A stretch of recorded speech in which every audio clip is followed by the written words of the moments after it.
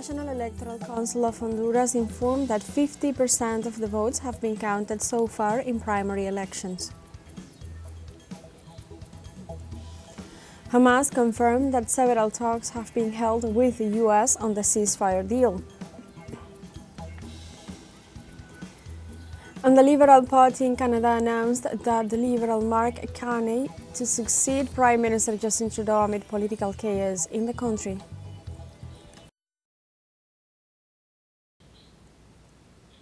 Hello and welcome to From the South. I'm Alejandra Garcia from teleSUR Studios in Havana, Cuba. We begin with the news.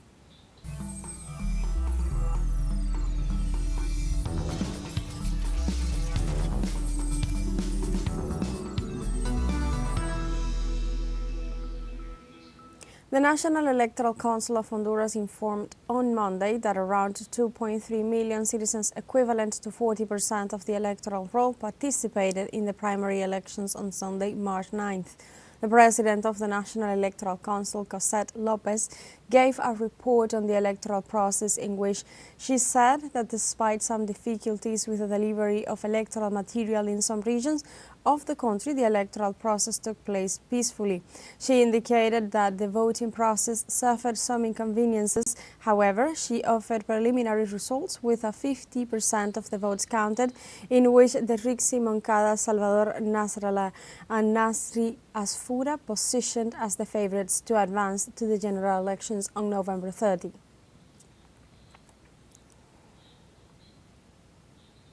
When announcing the preliminary results of the primary elections in Honduras, the National Electoral Council of that country declared that the voting day was carried out peacefully in all regions in spite of delays in the voting process.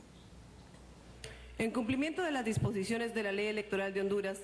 compliance with the provisions of the electoral law of Honduras, the National Electoral Council has installed the public session for the disclosure of the results of the primary elections through the results transmission system. A day of voting has concluded which has passed, in spite of everything, in peace and with high participation. We faced difficulties due to the distribution of the material in the municipalities of the Central District and San Pedro Sula. However, we overcame them, and we wish to highlight the immense sense of commitment of the members of the voting stations for awaiting the arrival of the material and of the voters to go and vote, who are still in our streets in long lines. The presidential candidates for the Liberty and Refoundation Party, Rixi Moncada, and the Liberal Party, Salvador Nasrallah, declared themselves as winners in their respective organizations after the National Electoral Council of Honduras informed that they are leading in the first partial count of the primary elections held this Sunday. Honduran President Xiomara Castro declared, "A woman will hand over the presidential sack to another woman." In the middle of the press conference, the candidate explained that she will initiate a new stage of dialogue and unity not only in the party but also with various sectors in the country. We are going to initiate a new stage. This new stage is the stage of construction, of unity within the party after this day of competition, but it is also the stage of construction, of unity at national level, of dialogue with all sectors to continue the process of refoundation. We remind the bipartisan coup and retrograde bipartisanship that violence has no future, that in 2009, through a violent act, they removed a president and the people defeated him in the streets. In 2013, they committed fraud and we defeated them. In 2017, we defeated them. In 2021, we defeated them, and again in 2025, we are going to defeat them. Also in Argentina, football fans will support mobilizations of the retirees to claim for the repair in the retirement pension and against Milei's government adjustment policies. Every Wednesday, retired citizens claim their rights and protest against the government's policies. These demonstrations have been severely repressed by the federal police under orders from the Minister of Security, Patricia Bullrich. What started as a gesture of solidarity from the Chacarita Club fans turned into a self-convocation that promises to take the next mobilization to historic levels. The mobilization is scheduled for next Wednesday at 5 p.m. at the front of the National Congress and has the support of leading figures of Argentine football and the best-known teams.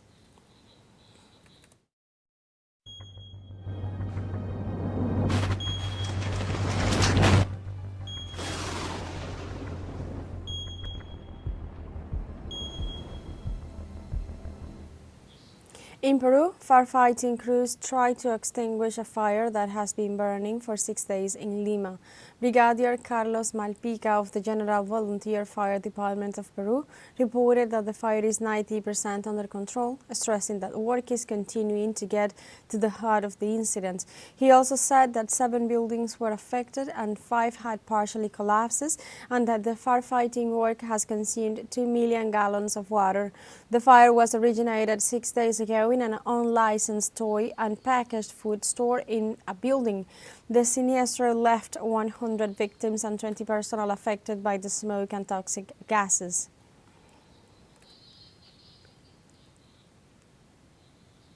In Costa Rica, the eruption of the Poás volcano caused the temporary closure of the national park surrounding the geological phenomenon in the northern province of Alajuela.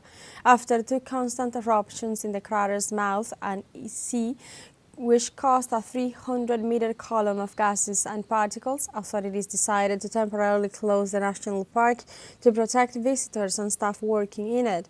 Experts argue that the decrease in the level of the hyperacid lake in the crater enhances the existence of particles among the gases. The National Emergency Commission also urged authorities to intensify security actions and evaluate internal resources in case of an emergency situation.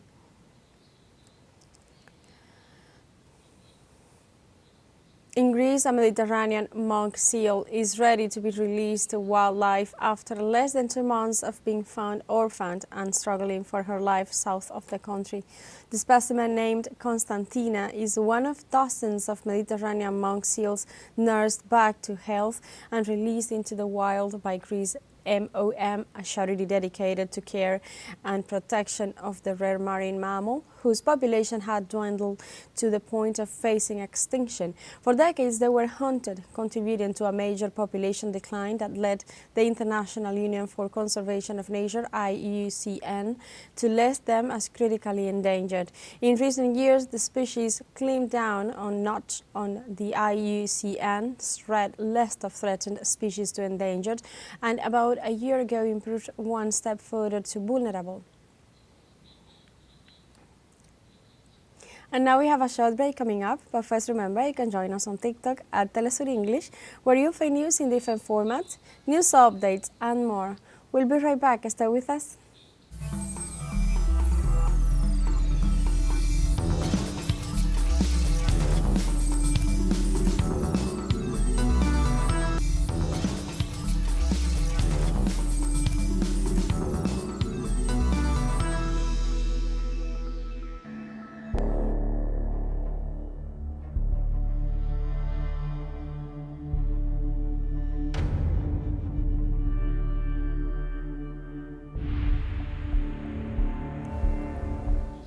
Welcome back to From the South. The Hamas Palestinian resistance movement confirmed that several talks have been held with the U.S. on the ceasefire deal in Qatar. The senior Hamas leader told the U.S. delegation that they do not oppose the release of prisoners. Lately, Israel had reported to be preparing for negotiations and that it sent Monday a delegation to Doha to discuss on the deal. Overall, the conversations aimed at moving to the next stage of the deal, which could pave the way for ending the war. However, the first phase of the ceasefire deal ended past week. Since then, Israel has imposed a full siege on all humanitarian aid entering Palestine.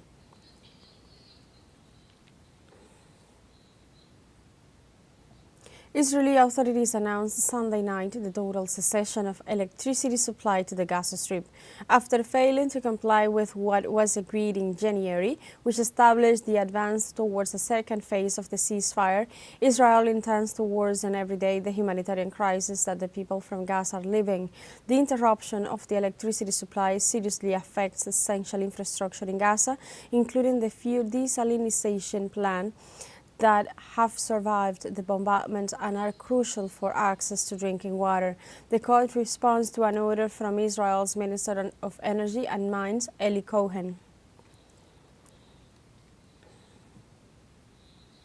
In Palestine, the people of Gaza condemned Israel's decision to cut off the electricity supply in the territory. The event occurred on Sunday night after the Israeli state Minister of Energy, Eli Cohen, ordered the suspension of the electric power service in the Palestinian enclave. The announcement of the power cut coincides with the release of documents revealing that Zionist regime's intentions to intensify its illegal military operations in Gaza. Various humanitarian agencies have stated that the disruption of power supplies severely damages essential infrastructure in the territory and could have devastating consequences.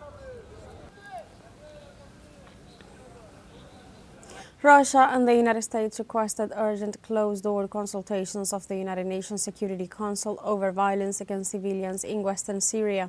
Clashes between the Syrian terrorist government and supporters of former President Bashar al-Assad broke out on Thursday in the coastal area of Syria, causing a large number of dead and wounded.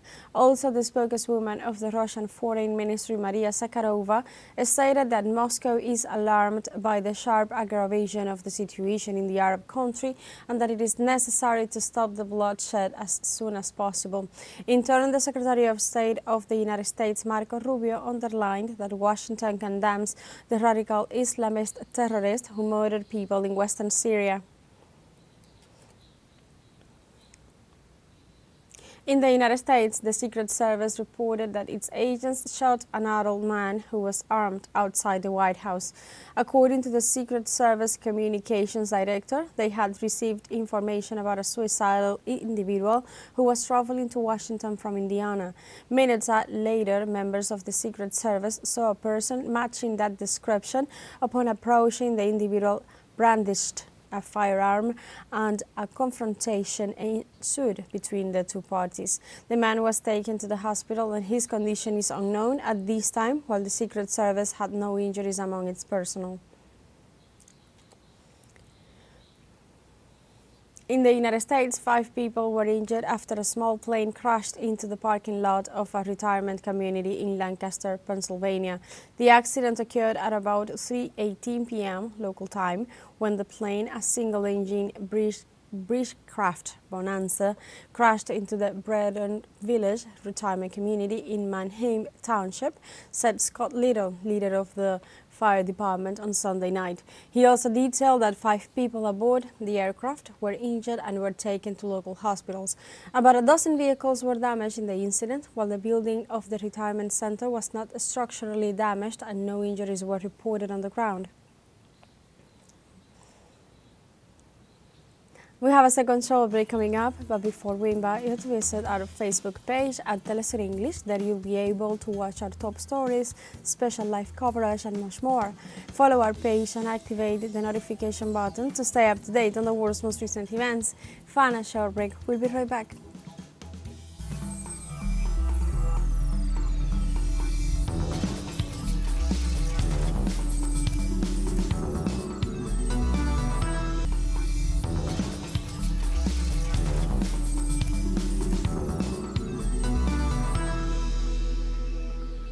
Welcome back to From the South. In Canada, the Liberal Party announced that economist Mark Carney to succeed Prime Minister Justin Trudeau amid political chaos in the country.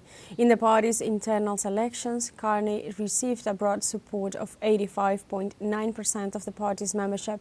Carney will replace Trudeau, who announced his resignation last January until a general election will be held. On March 24th, the Canadian Parliament will resume its work and will have to give a vote of confidence to new Prime Minister. The next parliamentary elections in Canada are scheduled for October 20th, but it's suspected Carney could announce early elections. This transition comes amid trade differences between Washington and Ottawa.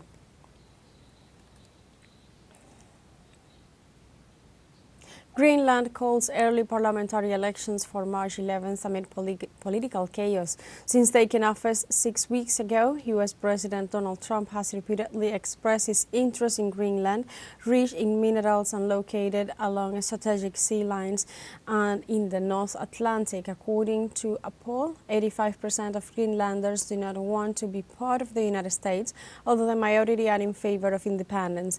Amid concerns about foreign interference and demands that Greenlanders must control their own destiny, the island's Prime Minister Mute Bodup Ejede called early parliamentary elections for March 11th. Chinese People's Political Consultative Conference National Committee closes annual sessions. The third session of the 14th National Committee of the Chinese People's Political Consultative Conference, China's top political advisory body, held its closing meeting on Monday morning. Chinese President Xi Jinping and other leaders attended the meeting at the Great Hall of the People in Beijing. The meeting approved a series of documents, including a draft resolution on the work report of the Standing Committee of the CPCC National Committee and a draft political resolution of the third session of the 14th CPPCC National Committee.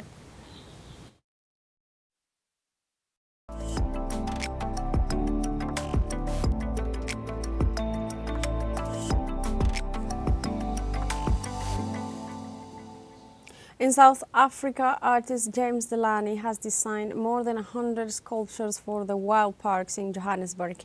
Authorities in Johannesburg have encouraged public art to improve safety and environmental conditions in the city of some 6 million people, whose downtown has a reputation for crime and degradation. Delaney first encountered the wilds as an overgrown desert park, and then he has repaired and painted benches, plants and attract volunteers and donors to help turn it into a bustling meeting point. His work strives to do something simpler for residents in a city where dirty, uninviting sidewalks and safety concerns make it rare for the average person to take a stroll. I found at the Wilds that I spent a couple of years fixing the park and planting and weeding and restoring the infrastructure.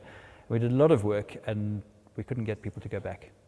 And then I had this idea of making laser-cut steel sculptures, first of a set of 67 owls, and then later on the kudu and the giraffe and all those big pieces.